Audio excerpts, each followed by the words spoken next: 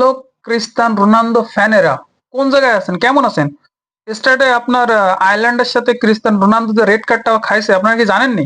এটা নিয়ে কোনো টলটল করেছেন নি?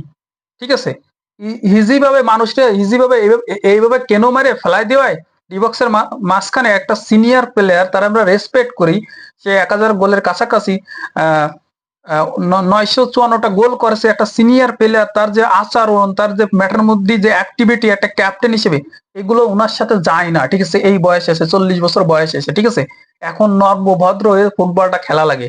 ঠিক আছে, আয়ারল্যান্ডের কাছে প্যারোটের 2 গোলে, ঠিক আছে, হাফ টাইম আগে 2 গোল খাইছে। Ireland not as a big team.